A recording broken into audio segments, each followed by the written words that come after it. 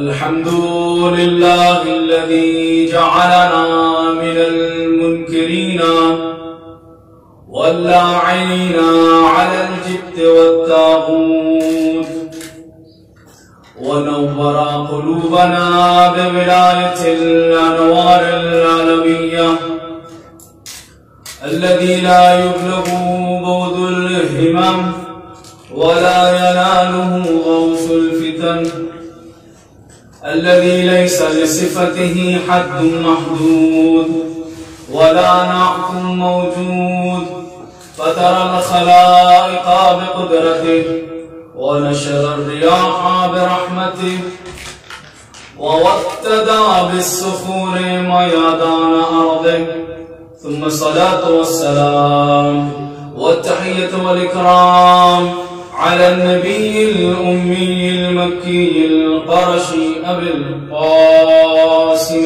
محمد اللهم صل على محمد وعلى أهل بيته الطيبين الطاهرين المعصومين المظلومين الذين أذهب الله عنهم الرجس وطهرهم تطهيرا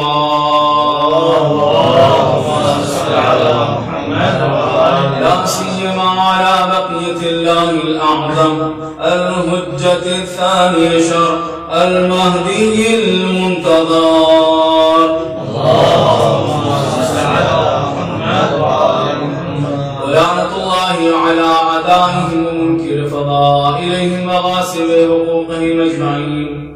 أما بعد فقد قال رسول الله صلى الله عليه وآله وسلم بسم الله الرحمن الرحيم من مات ولم يعرف إمام زمانه مات ميتة جاهلية سواء المحمد اللهم صل على محمد وآل محمد. ایک مرحوم اور مرحومہ کے سال ثواب کی مجلس سے چاہتا ہوں زمانے کی حجت کہ جس کی معرفت دعوت دی گئی ہے اس کے ضمن میں کچھ باتیں کچھ معروضات آپ کی خدمت میں پیش کروں اور اس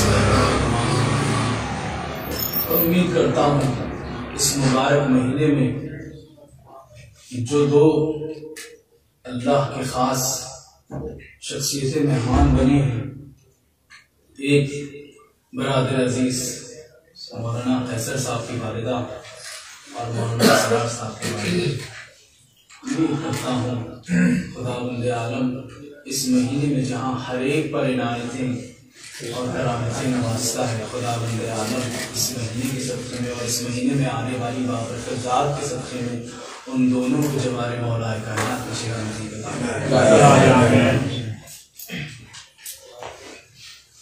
یہ وہ حدیث مبارکہ ہے کہ جو دونوں چاہے اہل سنت ہو اہل تشیع ہو، دونوں کے نزدیک یہ مقبول اور متفق علیہ اس حدیث کے اوپر ان کا اتفاق اس بات پر ہے کہ یہ حدیث ہاں وارد ہوئی ہے. حتیٰ کہ اہل سنت و جماعت نے ایک ایسا موقف کہ جو بہت نازک موقف تھا، جو بہت نازک مرحلہ تھا، کہ جس میں لوگوں نے ان پر اشکال کیا اور کہا کہ آپ وہ مرحلہ کہ جس کے لیے ساری کائنات تڑپتی ہے، دنیا کا ہر مسلمان بے چین ہو جاتا ہے، اس مرحلے میں داخل ہونے کے لیے، اس مرحلے میں شریک ہونے کے لیے تم غائب رہے.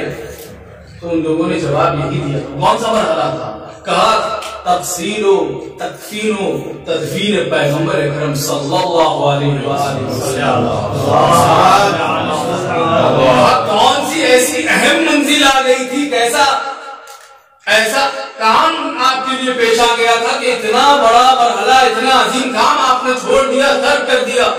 کہا چونکہ پیغمبر سے ہم نے سنا تھا مات ولم یعرف امام زمانہ مات میتۃ جاہلیہ. ہمیں خوف تھا ہم پیغمبر کے تجہیز کے لیے، پیغمبر کے تکفین کے لیے، ان کے تدفین کے لیے مشغول ہو جائیں اور درمیان میں کوئی دنیا سے چلا جائے تو خوف تھا کہ وہ جاہلیت کی موت مرے گا. ہم نے تعین خلیفہ یہ اہل سنت و جماعت کی بزرگ ترین کتابوں میں ولو کے الفاظ مختلف من مات ولا علیہ بیع فی عنقہ مات میتۃ جاہلیہ، الفاظ مختلف ہیں، مضمون تقریباً وہی. آئیے ہم ہماری کتاب سے سید ابن طاؤس نے جب اس روایت کو نقل کیا من مات ولم یعرف امام زمانہ، یا دعوت معرفت دی جا رہی ہے، دعوت علم نہیں دی جا رہی ہے. من مات ولم یعرف نہیں کہا، من مات ولم یعرف کہا. اچھا یہ معرفت اور علم میں کیا فرق ہے؟ اس سے پہلے کہ ان میں فرق بیان کروں، ایک حدیث اور ملی مصحف ناطق امام جعفر صادق علیہ السلام ارشاد فرماتے ہیں ان اللہ لا تقبل الاعمال الا بالمعرفہ، خدا بندے آدم کوئی عمل قبول نہیں کرتا جو معرفت سے پرے ہو، جس کے اندر معرفت نہ پائی جاتی ہو. ایک یہ حدیث اور ایک حدیث کہ جس کے لیے پیغمبر اکرم مولا کائنات کو مخاطب کر کے فرماتے ہیں یا علی ما عرف اللہ الا انا وانت وما عرفنی الا اللہ وانت.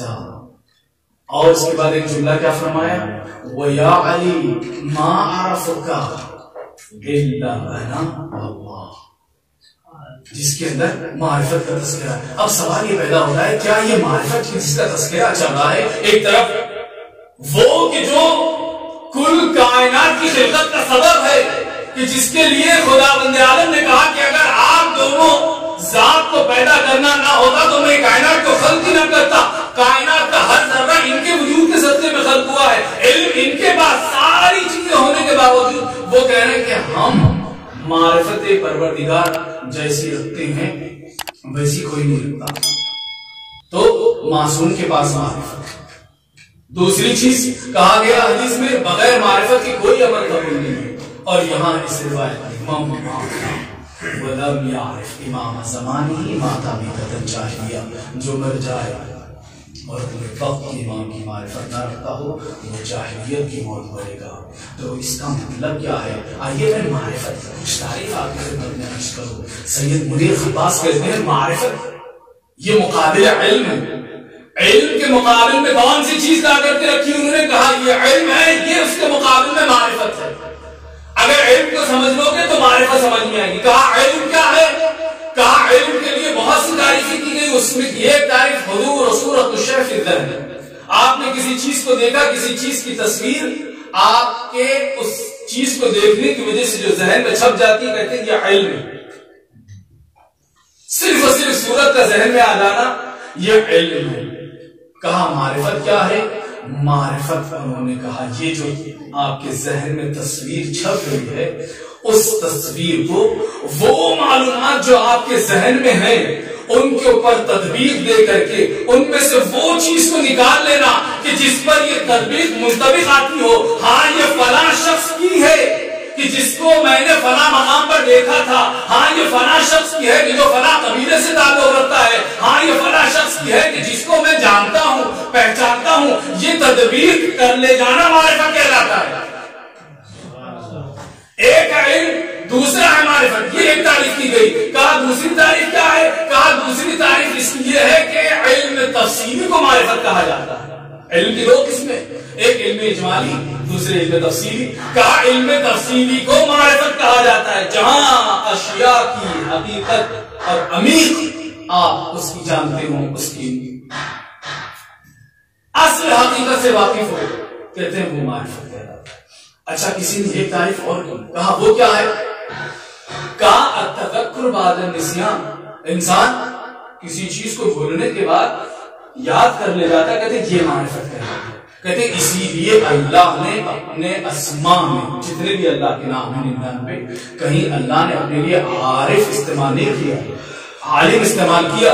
واللہ القاہر الصمد القدیر القہار. کہیں اس نے اپنے اسماء، اپنے اوصاف ذکر کیے، اپنے نام ذکر کیے. نہیں کہیں آپ کو عارف نہیں ملے گا. اللہ کے نام تو چھوڑیے، کیوں؟ اس لیے کہ نقص لازم ہے. اگر اس معنی میں لیں گے التذکر بعد النسیان، بھولنے کے بعد یاد کرنے والا، بھولنے کے بعد کسی چیز کا یاد آ جانا، یہ معرفت کہلاتا ہے. اگر اس تعریف کی وجہ سے دیکھیں تو اللہ منزہ ہے، اس کی ذات منزہ. معرفت کا یہ معنی اللہ نے اپنے لیے نہیں استعمال کیا، اور حتیٰ کہ آپ کو کہیں نہیں ملے. اہل بیت نے کہیں نہیں ذکر کیا انا عارف العرفاء، کوئی ایک حدیث میں آپ کو نہیں ملے گا میں عارف العرفاء. اب آپ آئیے، یہ معرفت کی اتنی ساری تعریفیں کرنے کے بعد ایک تعریف اور آخر میں کرتے ہیں علماء عرفان، اس کی ایک الگ سے تعریف کرتے ہیں. وہ کس طریقے سے کہتے ہیں کہ انسان اپنے نفس کے ادراک کے ذریعے سے اللہ کا ادراک کر لے، یہی معرفت ہے. کہا یہ کہاں سے آپ نے بیان کیا؟ کہا پیغمبر کی حدیث ہے. وہ کون سے؟ من عرف نفسہ فقد عرف ربہ، جس نے اپنے نفس کو پہچان لیا اس نے اپنے رب کو پہچان دیا. اب آپ آئیے، یہ حدیث میں جو ہمیں دعوت فکر دی جا رہی ہے اور کہا جا رہا ہے کہ ہم معرفت کے ساتھ ایمان کو جانیں، حتیٰ کہ یہی نہیں، ہم سرزمین نجف پر ہے، کربلا کے لیے جاتے ہیں تو کربلا کے لیے ظاہر امام حسین کے لیے ایک روایت میں تھی من زار الحسین عارفا بحقہ وجبت لہ الجنہ. ایسے نہیں کہا الفاظ منظار الحسین وجبت لہ الجنہ، نہیں کہا منظار الحسین عارفا بحقہ، جو مولا حسین کی زیارت معرفت کے ساتھ کرے. تو یہ معرفت ہے کیا؟ ایک جگہ دیکھ رہے ہیں ہم معرفت کا دعویٰ کون کر رہے ہیں؟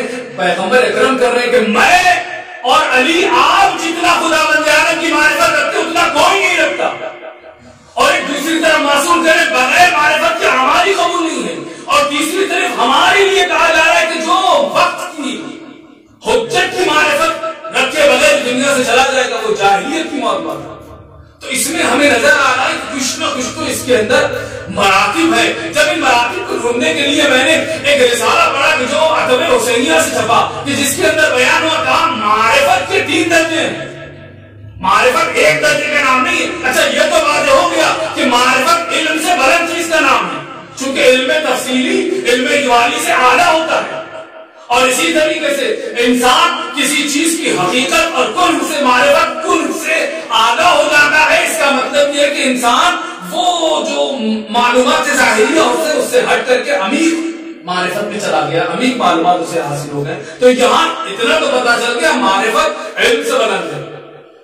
اب دوسرے مرحلے میں ہم نے معرفت کے لیے دیکھا کچھ مومنین وہ بھی دعویٰ کرتے ہیں کہ ہم معرفت کے ساتھ عمل انجام دیتے ہیں. کچھ لوگ کہتے ہیں کہ ہم عرفا ہیں. ائمہ کہتے ہیں کہ ہم اللہ کی معرفت رکھتے ہیں. ادھر روایتوں میں پتا چلا. تو آئیے یہ معرفت کیا ایک ہی مرحلہ ہے؟ کہا نہیں، معرفت کے 3 مرحلے. کہا کون کون سے؟ کہا پہلا مرحلہ معرفت جمالیہ ہے،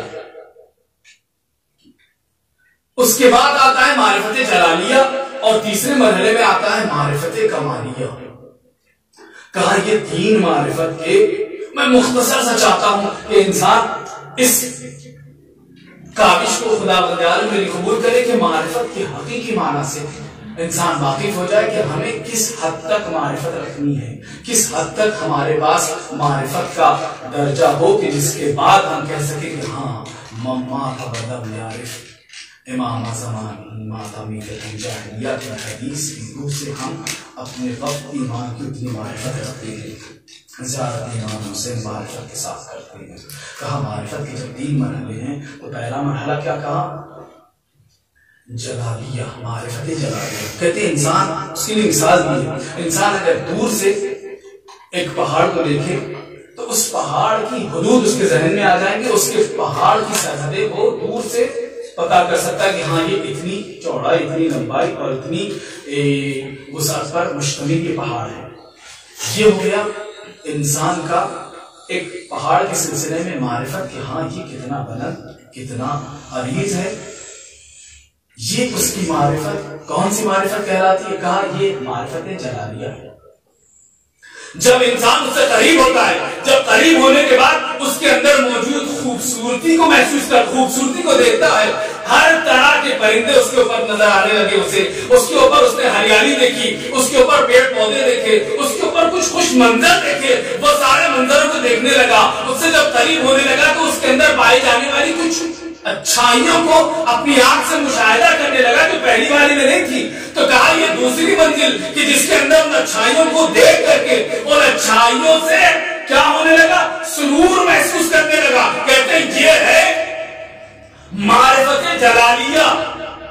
ایک تھی جلالیہ, یہ معرفت جمالیہ. پہلی جلالیہ, دوسری جمالیہ. یہ مرحلے میں انسان کی معرفت تھوڑا بڑھ جاتی ہے, معرفت میں اضافہ ہو جاتا ہے. انسان اس چیز کو دیکھ کر کے اس کے اندر پائے جانے والی خوشیاں, خوبیاں اور بدیوں کو محسوس کرنے لگتا ہے. یہ ایک چیز ہو گئی. کہا یہ مرحلے کے علاوہ ایک اور مرحلہ ہے کہ جسے معرفت کمالیہ کہتے ہیں. کہا معرفت کمالیہ کون سی ہے؟ کہا معرفت کمالیہ اسے کہتے ہیں کہ جہاں پر انسان اس پہاڑ کے اوپر چڑھ کر کے, اس پہاڑ کے اوپر اپنے قدموں کو رکھ کر کے ہر ایک منزل کو اپنے قدموں کے ذریعے سے محسوس کرے, اپنے آنکھوں کے ذریعے سے باقاعدہ ہر چیز کا ہر ایک ذرے کا مشاہدہ کرے. گویا پہاڑ کی ہر شے اس کے نزدیک واضح اور روشن ہو جائے, کوئی چیز پوشیدہ نہ رہے. یہ ہے معرفت کمالیہ. اچھا اب آپ آئیے, یہ جو انسان آج دنیا میں زندگی گزارتا ہے, ہم نے دیکھا امام حسین کی زیارت پر غیر مذہب والے بھی لوگ آتے ہیں, سنی بھی آتے ہیں, ہندو بھی آتے ہیں, حتیٰ کہ مسیحی اور یہودی آتے ہیں. دیکھ کر کے امام حسین کے روزے کو گریا کرتے ہیں, امام حسین سے اپنے حاجتیں طلب کرتے ہیں. ہم سے زیادہ کیا ان کی معرفت ہے؟ کہا نہیں, ان کی معرفت مرحلے جلالیہ تک ہے. اگر مرحلے جلالیہ تک نہ ہوتی تو وہ ایمان لے آتے امام حسین پر. اگر مولا کائنات کے روزے میں آ کر کے ان سے منتیں مانگتے ہیں, مولا کائنات کی نظریں چڑھاتے ہیں, مجلسیں کرتے ہیں ہندوستان اور پاکستان کی سرزمین پر کچھ ایسے افراد کہ جو شیعہ مذہب سے تعلق نہیں رکھتے پھر بھی اپنے عقیدت کا اظہار کرتے ہیں, موقف لگاتے ہیں جسے ہم ننگر کہتے ہیں, جسے ہم سبیل کہتے ہیں. یہ کیوں کہتے ہیں؟ معرفت ہے ان کے پاس. تو کیا یہ معرفت وہی ہے کہ جس کو طلب کیا جا رہا ہے؟ من مات ولم یعرف امام زمانی ماتا بیتن جاہلیہ. کہا ہرگز نہیں, یہ معرفت جلالیہ ہے. اس حد تک معرفت کفایت نہیں کرے گی. کہا پھر کون سی مرحلہ ہے, کون سی معرفت کی منزل ہے کہ جو ہمارے لیے طلب کی جا رہی؟ کہا معرفت کی منزل جو دوسری ہے, کہا وہ ہے جلالیہ, جمالیہ, کہ جس میں انسان اس میں پائے جانے والی, میں نے پہاڑ والی مثال دی تھی, اس سے جب تھوڑا سا قریب ہو تو اس میں پائے جانے والی خوبصورتی, اس میں پائے جانے والے خوش منظر کو دیکھ کر کے خوش ہو رہا ہو, اس میں پائے جانے والی کچھ چیزیں جو اس کے اندر حسن کا سبب ہے اس سے مسرور ہو رہا ہو. یہ ہے معرفت جمالیہ. انسان اس مرحلے میں آنے کے بعد اب جدا ہو جاتا ہے ان لوگوں سے کہ جن کی معرفت سطحی معرفت تھی. یہ معرفت ثانویہ یہی ہم سے مطلوب ہے کہ جس میں انسان سے کہا جا رہا ہے کہ دیکھو اگر تم زیارت امیر المومنین کے لیے جا رہے ہو تو زیارت امیر المومنین پر تمہاری آنکھیں صرف اور صرف اس ظاہری زری پر نہ ہو, اس ظاہری کھڑکی پر نہ ہو, اس ظاہری جالی پر نہ ہو, بلکہ تمہاری معرفت کم سے کم اتنی ہو. اب میں جس زری کے سامنے آ گیا ہوں وہاں میرا مولا مجھے دیکھ رہا ہے, میرے سلام کا جواب دے رہا ہے, میں اپنی ساری مشکل مولا کے سامنے بیان کر رہا ہوں, مولا اسے سن رہے ہیں. یہ عقیدہ اور ایمان کہتے ہیں یہ ہے معرفت جلالیہ. اچھا وہ مرحلہ کہ جس کے لیے اہل بیت نے کہا کہ ہم اللہ کو جیسے جانتے ہیں ویسا کوئی نہیں جانتا, کہا وہ معرفت کمالیہ ہے جو سوائے اہل بیت کے کسی کو حاصل نہیں. ایک سوال پڑھ دیجیے محمد و آل محمد.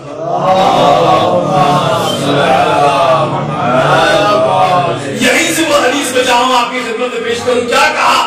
اب انسان کے نزدیک جب معرفت جلالیہ اس کے اندر پار کر کے معرفت جمالیہ تک وہ آ جاتا ہے تو انسان کے نزدیک اب ایسا مرحلہ آ جاتا ہے کہ جس کے لیے معصوم امام ارشاد فرماتے ہیں, امام علی ابن الحسین زین العابدین علیہ الصلوۃ والسلام, کیا کہا؟ مولا نے ارشاد فرمایا آخری زمانے. اچھا یہ حدیث کو بیان کرنے سے پہلے دل چاہ رہا ہے ایک حدیث آپ کی خدمت میں پیش کروں. وہ کیا تھا؟ کہا گیا آخری زمانے کے مومنین کی کیفیت اور ان کے ایمان کا تمہیں اندازہ لگانا ہو تو اس حدیث سے لگاؤ. کہا کون سی حدیث؟ کہا اس حدیث میں ارشاد فرمایا, معصوم نے ارشاد فرمایا, پیغمبر مولا کائنات کو مخاطب ہو کے کہتے ہیں یا علی اعظم الناس ایمانا واعظمهم یقینا قوم یکونون فی آخر زمان لم يلحق النبی وحجب عنهم الحجہ فآمنوا بالسواد علی البیاض. یا علی عظیم ترین ایمان کے درجے پر فائز ہوں گے، یقین پختہ ہوگا، عجیب طریقے کی یقین کی منزل ہوگی. کہا یا علی جانتے ہیں کہ کون قوم ہوگی، کون سی امت ہوگی جن کا یقین اتنا پختہ ہوگا، جن کا ایمان اتنا پختہ اور عظیم مرحلے والا ہوگا؟ کہا قوم یکون فی آخر زمان، یہ وہ قوم ہوگی کہ جو آخری زمانے کی امت ہوگی، زمانے کی آخری حجت کی امت ہوگی. لم یلحق النبی، انہوں نے میرا دیدار نہ کیا ہوگا، وحجب عنہم الحجہ، وقت کی حجت ان سے غائب ہوگا، پوشیدہ ہوگی. فآمنوا بالسواد علی البیاض، وہ ایمان کیسے لے کر کے آئیں گے؟ کتابوں میں موجود ہمارے نورانی کلام کی سطریں ان کے قلوب کو منور کرے گی اور ایمان والے ہوں گے. یہ حدیث بیان کی. اور معرفت کے لیے کیا کہا؟ معرفت کا وہ مرحلہ ہمیں طے کرنا ہے کہ جس میں ہم اپنے وقت کی حجت کو محسوس کریں، ان کے وجود کو محسوس کریں. کہا یہ حدیث میں کس طریقے سے بیان کیا گیا؟ کہا اس طریقے سے بیان کیا کہ آخری زمانے کی حجت تمام زمانے کی امت سے افضل ہے. یہ امام زین العابدین صاحب ارشاد فرماتے ہیں آخری زمانے کی حجت تمام زمانے کی امتوں سے افضل ہے. کہا وجہ کیا ہے؟ وجہ یہ ہے کہ خدا بند عالم انہیں کچھ فہم اور ادراک اور معرفت و عقل عطا کرے گا جس کی وجہ سے ما صارت به الغیبہ انہ بمنزلۃ المشاہدہ، غیبت ان کے نزدیک مشاہدے کی منزل میں آ جائے. کیا مطلب مشاہدے کی منزل میں آ جائے گی؟ مشاہدے کی منزل میں آنے کا مطلب یہ ہے اب انسان میں ادھر مشکل لمحہ آیا، ادھر کسی کا خیال نہیں. کیوں؟ مشاہدہ امام کا انسان کر رہا ہے، امام کے ساتھ امام ہمارے آنکھوں کے سامنے گویا ہے. اب ہم اپنی مشکل کسی ایسے سے بیان نہیں کرتے، جا کر کے امام کی بارگاہ میں کہتے ہیں امام ہماری فلاں مشکل ہے آپ حل کیجئے، ہم پریشان ہیں، ہم اس کورونا کے مرض سے مشکل میں ہیں، ہم اس وقت رزق کی مشکل میں ہے، علم کی مشکل میں ہے، فلاں مشکل ہے. ہر مشکل میں جہاں انسان کے نظر میں سب سے پہلا تصور اگر جس ذات کا ہے، اگر وہ وقت کی حجت ہے تو یہی معرفت ہے، یہی مطلوب ہے ہم سے. جہاں کہیں بھی یہ محسوس ہو جائے کہ وقت کی حجت ہماری نظروں میں اور ان کا تصور مدھم ہو رہا ہے تو سمجھیے گا معرفت میں تھوڑی سی کمی ہے. معرفت میں کہیں نہ کہیں کیوں عجیب سی منزل ہے امام زمانہ کی. ان کی صفات اور ان کے اوصاف بیان کر رہا ہوں تو آپ کی خدمت میں ایک روایت اسنو ایک سوال کا سہارا دے.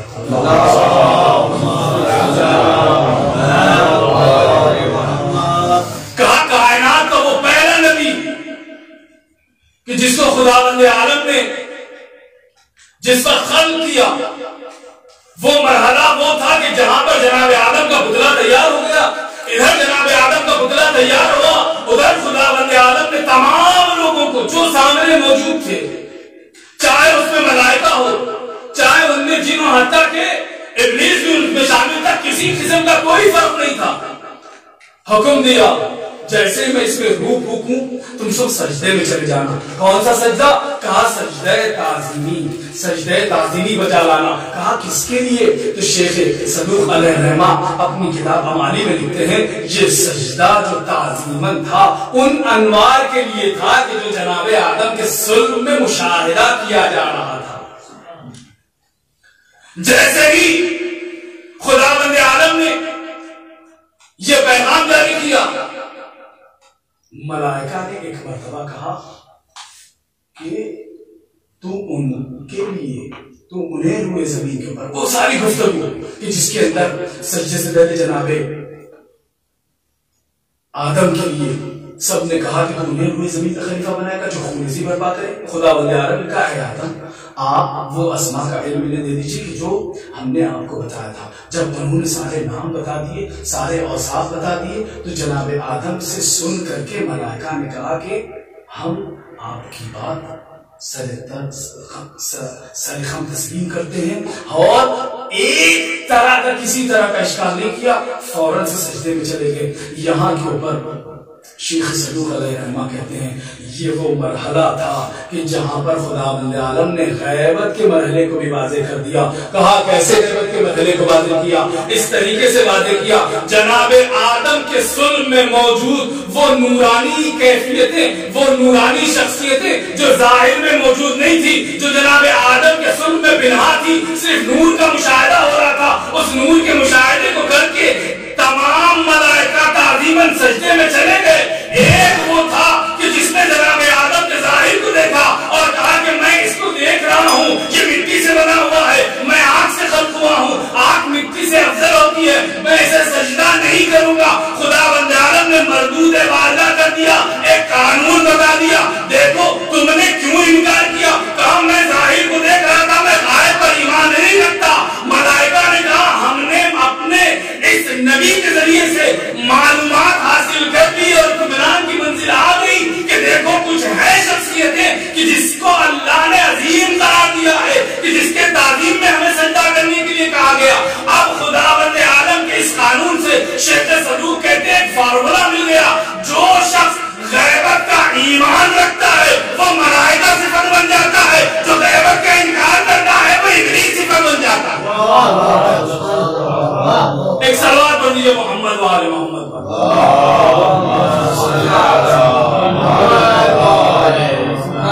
یہ مرحلہ معرفت تھا، جب انسان اس مرحلے میں پہنچ جاتا ہے کہ جہاں پر انسان مشاہدہ کرنے لگے اپنے امام کو، جب انسان اپنے امام کو دیکھنے لگے، اب کسی اسباب کا محتاج نہیں ہوتا۔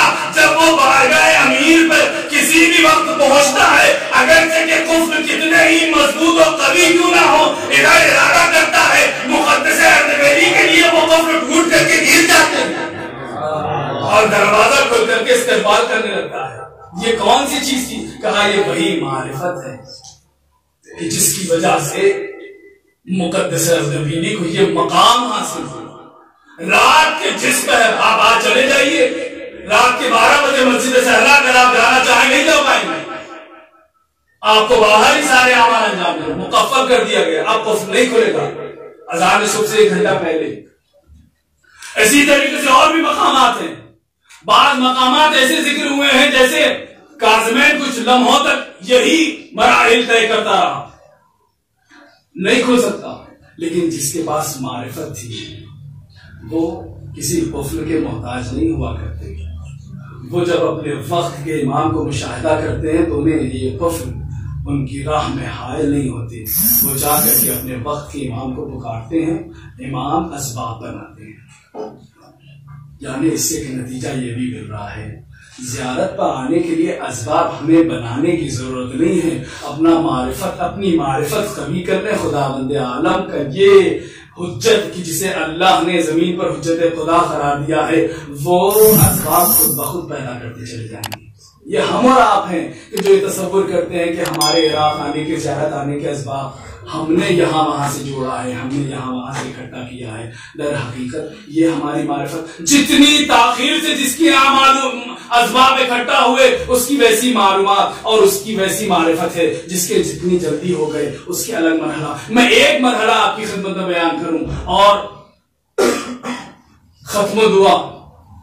وہ مرحلہ کیا ہے؟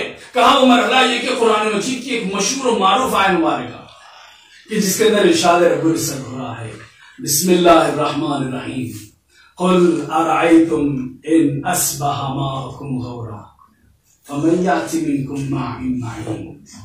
اگر اے پیغمبر کہہ دیجئے، بتاؤ اگر یہ تمہارا پانی زمین میں جذب ہو جائے تو کون ہے جو تمہیں آب رواں عطا کرے؟ بس تھوڑی سی توجہ چاہوں گا اسی کے ذہن میں تمام۔ اگر یہ جو پانی تمہارا منبع حیات ہے اگر یہ زمین میں جذب ہو جائے تو کون ہے جو تمہیں آب رواں عطا کرے؟ شیخ فاضل صفار کہتے ہیں اس آیت مبارکہ کے ذیل میں پانچویں امام محمد باقر علیہ السلام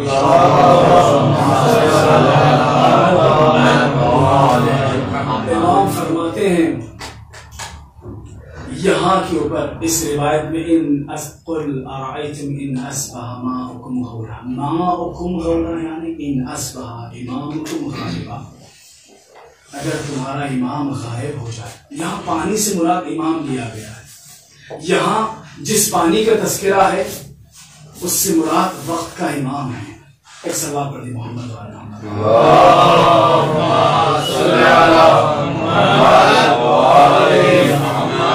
بلند ترین سلوات پڑھے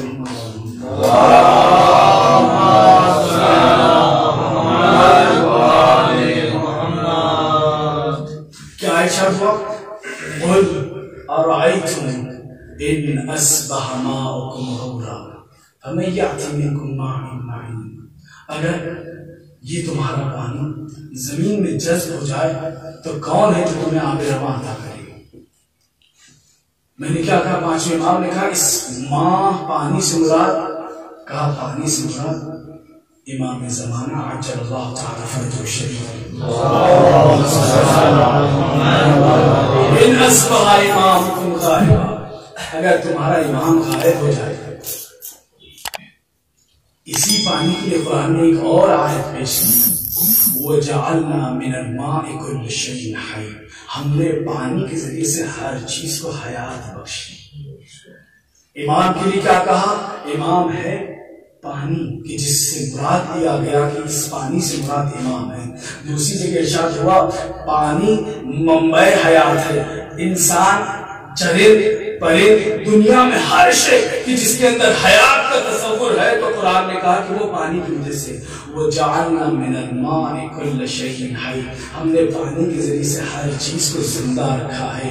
جب پانی سے مراد امام ہے تو شیخ فاضل صفار کہتے ہیں یہ جو پانی سے مراد امام ہے، آپ اتنا سمجھ لے یہ دنیا میں جتنی بھی چیزیں زندہ کہلانے کی لائق ہے تو یہ وجود بابرکت امام زمانہ جو اللہ تعالیٰ فرجہ شریف ہے، اگر کسی بھی قسم کی حیات کا تصور ہے تو وہ ایمان کے صدقے میں، کسی بھی قسم کی حیات کا اگر دنیا میں کائنات میں کہیں بھی اگر ذکر ہے تو وہ امام زمانہ کے وجود سے۔ کہا کیوں؟ اس لیے کہ پیغمبر اکرم جب معراج پر گئے، معراج پر جانے کے بعد تمام گفتگو سے فارغ ہوئے، اس کے بعد خداوند عالم نے پیغمبر سے کہا اے میرے حبیب، جو طویل حدیث ہے اس کے اندر ایک جملہ فرمایا وَبِالْمَحْدِي أُعَمِّرُ عَرْضِي بِتَحْیِیمِ وَتَسْبِیحِ وَتَمْجِیدِ، میں زمانے کی آخری حجت کے ذریعے سے، زمانے کی آخری فرد کی جس کو میں زمین پر اپنا خلیفہ اور امام قرار دوں گا، اسی کے ذریعے سے میں اس زمین کو حیات بخشوں گا۔ اگر اس زمین پر حیات کا تصور ہے تو وہ اسی کے فیض سے ہوگی۔ اب ہمیں بتا دیجئے اگر دنیا میں کوئی شخص زندہ ہونے کا دعویٰ کرتا ہے تو وہ اسی ایمان کے صدقے میں ہے۔ اگر اس ایمان کی معرفت نہیں ہے، اگر اس ایمان کی محبت نہیں ہے تو انسان ظاہراً زندہ ہے، حقیقتاً مردہ ہے۔ اپنے زندہ ہونے کا ثبوت اپنے وقت سے توسل، اپنے زندہ ہونے کا ثبوت اپنے وقت سے مدد مانگنے کے ذریعے سے۔ انسان کس کے پاس مشکل نہیں آتی؟ کون ہے کہ جو اس مشکلات میں نہیں کھلا ہے؟ ہر انسان کو مشکل کا سامنا ہے، ہر انسان کو پریشانیوں کا سامنا ہے، لیکن جو مشکلات کا حل کرنے والا ہے، جو علی زمانہ ہے، جو یوسف زہرا ہے، اگر انسان اسی سے غافل رہے گا مشکلات میں گرتا چلا جائے گا، کبھی باہر نہیں نکل پائے گا۔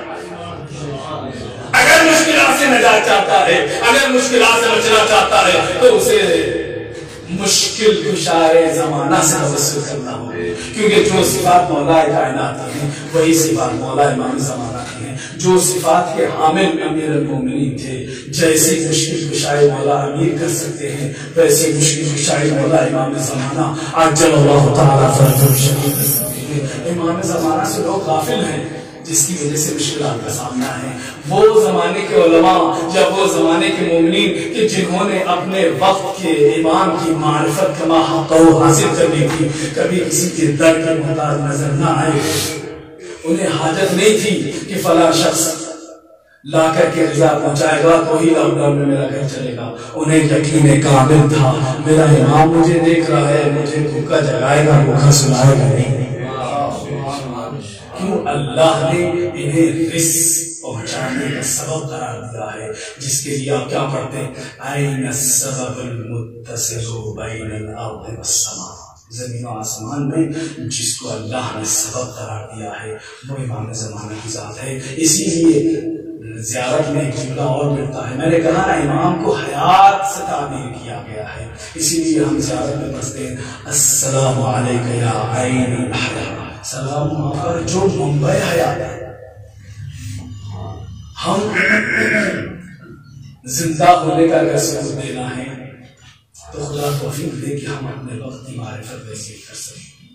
بہت خوش نصیب ہے وہ لوگ کہ جو ہر نماز کے بعد زیارت پڑھتے ہیں اور زیارت کے لیے جہاں مولا ابا عبداللہ کی طرف رخ ہو کر کے کہتے ہیں السلام علیکم یا ابا عبداللہ، پھر غریب دوس کی طرف مخاطب ہو گیا السلام علیکم یا ابا الحسن یا علی ابن موسیٰ رضا کہنے کے بعد جب قبلہ رخ کر کے کہیں السلام علیکم یا بقیت اللہ یا صاحب السماء، تم محسوس کریں گویا وقت کا امام ہمیں سن رہا ہے، وقت کا امام ہمیں دیکھ رہا ہے۔ جب انسان اس معرفت کے ساتھ اس عقیدے کے ساتھ سلام کرے کہ مولا کو میں سلام کر رہا ہوں، مولا میرے سلام، کیونکہ یہ محافظ شریعت ہے، محافظ شریعت بہتر جانتے ہیں ہم سے کہ کہاں کون سی چیز واجب ہے، کون سی چیز مستحب ہے۔ سلام کا جواب جہاں واجب ہے وہی میرا مولا اپنی عنایتوں کے ذریعے سے جب سلامتی کے لیے جواب کہے گا وعلیکم السلام ورحمۃ اللہ، تو یقیناً سلامتی ہی سلامتی ہوگی، یقیناً اطمینان اور امان ہی ہوگا، یقیناً ہر مشکل کا حل ہوگا۔ لیکن جہاں کہیں بھی انسان اس مرحلے سے غافل ہو جائے گا مشکلات اس کے دامن گیر ہو جائیں گے۔ یہ مشکلات جو دامن گیر ہو گئے یہ امام کی طرف سے یا خدا کی طرف سے نہیں ہے، خود ہم نے وہ راستہ، خود ہم نے وہ باب کہ جس کو اللہ نے باب اللہ قرار دیا ہے، جس کو اللہ نے رزق کا دروازہ، اللہ نے عطا کا دروازہ، اللہ نے سخا کا دروازہ قرار دیا ہے، ہم اس سے غافل ہو گئے، خود بخود مشکلات دامن گیر ہو گئے۔ کیوں؟ اس لیے کہ ہماری غفلت ہمیں مشکلات میں مبتلا کر رہی ہے۔ السلام علیکم یا عین الحیات، چونکہ مجلس ایثار ثواب کی ہے، دو بھائیوں کو ان کے عزیز و اقارب کا پرسہ دینا ہے، یقیناً سخت منزل ہے۔ میں نے اپنی گفتگو کو تمام کیا، دو جملے چاہتا ہوں متوجہ ہو جائیں کہ جو ثواب کے لیے عظیم منزل رکھتے ہیں۔ ایک مومن بھائی کی والدہ کے لیے سارے ثواب ہے، ایک برادر کے والد کے لیے سارے ثواب ہے۔ یقیناً پردیس میں اپنوں کا گزر جانا اور ایسے وقت میں انسان کچھ نظر نہیں آتا، اس کے سامنے اندھیرا چھا جاتا ہے، کچھ سمجھ نہیں آتا۔ میں نے تو ابھی دل کھول کر کے اپنے بابا سے باتیں بھی نہیں کی۔ ایک ایسا ہمت کا مرحلہ ہوتا ہے جس انسان کا باپ، جس انسان کے والد دنیا میں زندہ ہوتے ہیں، وہ ساری مشکلات ایک طرف، جب اپنے ذہن میں یہ تصور لے آتا ہے کہ میرا بابا، میرے والد گرامی زندہ ہے، ایک قوت ملتی ہے۔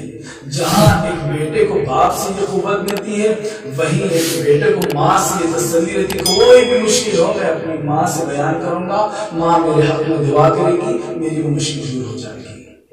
ایک عجیب سا اطمینان اور سرور ملتا ہے جب انسان اپنی ماں سے گفتگو کرتا ہے، جب ماں سے بات کرتا ہے۔ دو لوگوں کو پرسہ دینا ہے۔ میں پہلے اپنے اسرار بھائی سے کہوں، آپ کے والد کا انتقال ہوا، یقیناً سخت مرحلہ تھا، یقیناً بہت ہی مشکل منزل تھی کہ جس سے آپ گزر رہے تھے، لیکن جس وقت آپ نے خبر سنی، آپ کے دوستوں نے، آپ کے ساتھیوں نے آ کر کے آپ کو گھیر لیا، بارہا آپ کو پرسہ دینے لگے، آپ کو گلے لگا کر کے دلاسا دینے لگے، آپ کو اطمینان کی باتیں کہہ کر کے آپ کے ساتھ تسلی اور تشفی کی باتیں کرنے لگے، آپ کو بار بار تنہا نہ چھوڑتے، آپ کو ہمیشہ اپنے ساتھ رکھتے، آپ کو دلاسا دیتے جاتے۔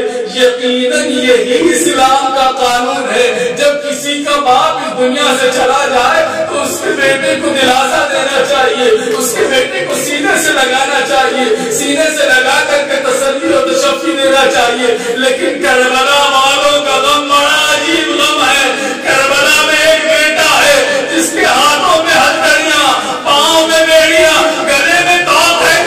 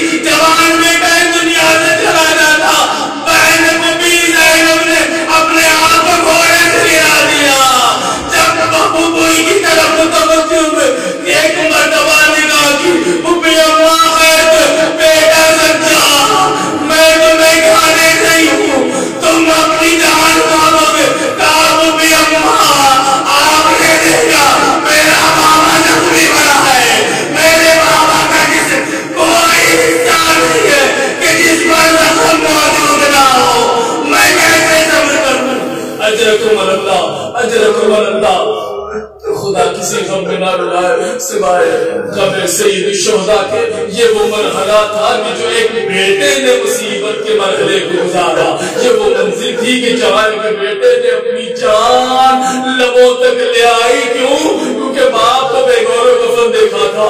یہ مرحلہ بڑا سخت مرحلہ تھا، لیکن ایک منزل ماں کی مصیبت والی ایک عراقی ذاکر نے ایک مرتبہ وہ منزل بیان کی کہ جس کے اندر وہ مرحلہ کہ جس کے اندر تیرے سیدہ پر آگ لگا دی گئی، تیرے سیدہ جلنے لگا.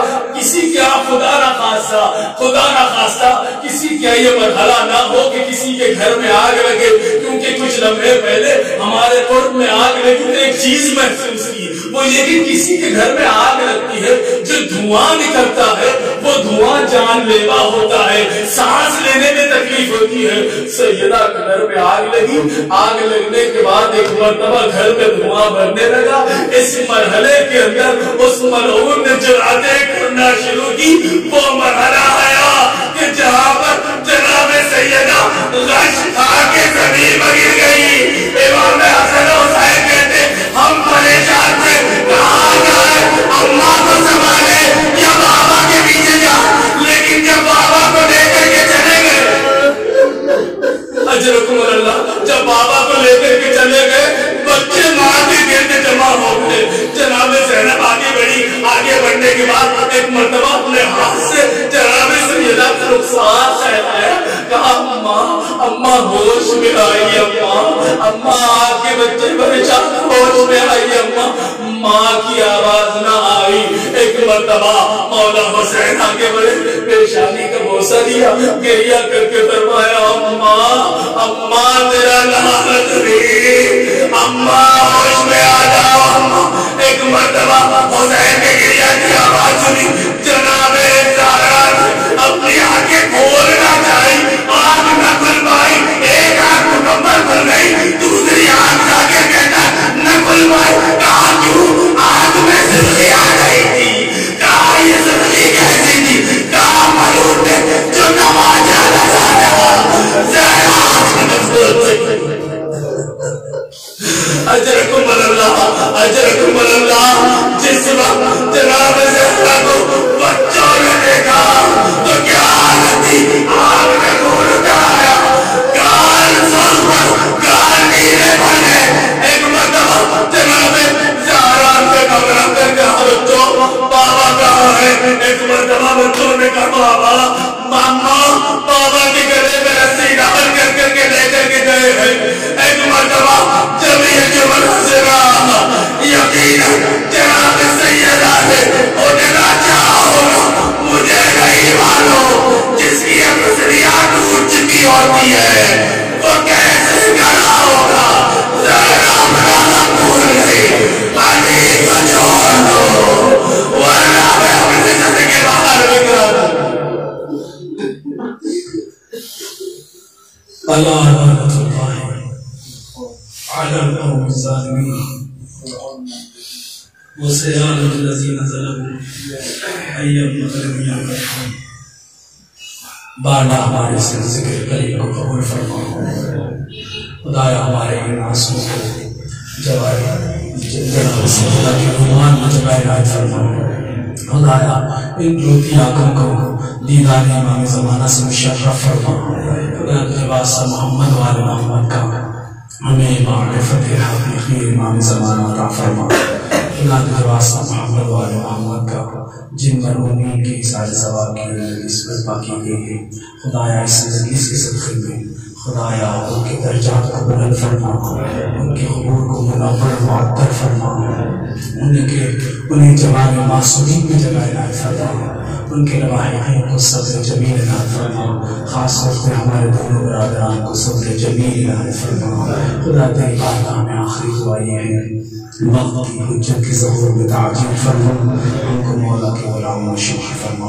آپ سے دونوں برادران کی والد اور والدہ اور جملہ برابر نمازی ارواح کو سورہ فاتحہ سے صاف فرما.